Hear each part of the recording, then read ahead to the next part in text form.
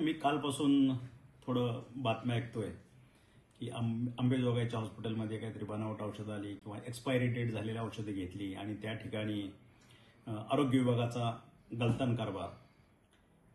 उबाटा गटाचे सन्माननीय सदस्य सुनीलजी प्रभू साहेब यांनी मीडियापुढे तातडीनं जाऊन इमिजिएट ह्याची दखल घेतली पाहिजे. त्यावेळेस तानाजी सावंत मंत्री होते, हे होतं. मला वाटतं 2-2, 3-3, 4-4 टर्म ही लोकप्रतिनिधी म्हणून राहिलेले आहेत. त्यांना महाराष्ट्रामध्ये पोर्टफोलिओ किती आहेत, कुठला पोर्टफोलिओ कोणाकडे आहे, कुठले हॉस्पिटल कोणाकडे आहे, आरोग्याच्या अखत्यारीत कुठले हॉस्पिटल आहेत, पुन्हा तुमचं वैद्यकीय शिक्षणामध्ये कुठले हॉस्पिटल आहेत.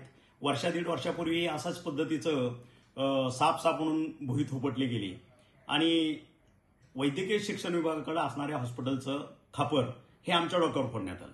आणि आज ही खऱ्या अर्थानं बघितलं तर नवीन सरकार आलेलं आहे, नवीन सरकार प्रस्थापित झालेलं आहे आणि ह्याच पद्धतीचा परत एक बवाल करून परत मीडिया पुढे जायचं. इतकी घाई की निदान 5-5 टर्म झाल्यानंतर तरी माहीत असलं पाहिजे की कुठला पोर्टफोलिओ कोणाकडे आणि कुठल्या पोर्टफोलिओ खाली कुठले हॉस्पिटल आहेत. माझी कृपया त्यांना विनंती आहे की आपण माहिती घ्यावी. हा विभाग वैद्यकीय शिक्षणाकडे हे जे हॉस्पिटल आहे अंबेजोगाईचं, त्या ठिकाणचे मेडिसिन्स वगैरे जे असतील ह्या वैद्यकीय शिक्षण ह्या विभागाकडे येतात आणि त्या खात्याचे सन्माननीय मंत्री कोण आहे ते आपल्याला माहिती आहे. दुसरी गोष्ट, आमची लाडकी ताई, आमची लाडकी बहीण, ती आज बीडमध्ये जाऊन तिथं मोठमोठ्यानं ओरडत होती की यांना असं आहे, आम्ही आंदोलन करू, ते हे करू. माझ्या लाडक्या बहिणीलाही मला सांगायचं आहे, ताई थोडं शिस्तीत घ्यावं, थोडी माहिती घ्यावी, आपलं नॉलेज वाढवावं. आपण थोड्या माहिती घेतल्यानंतर मग खऱ्या अर्थानं कुणावर टीका करायची आपल्याला समजेल.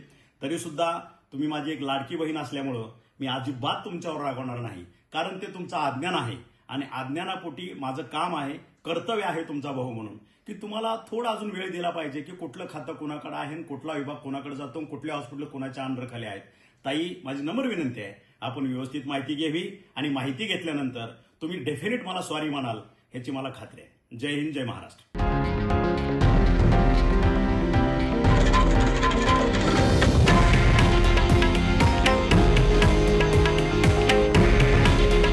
हे आहे देशातील नंबर 1 न्यूज नेटवर्क आणि आपण पाहत आहात TV9 मराठी.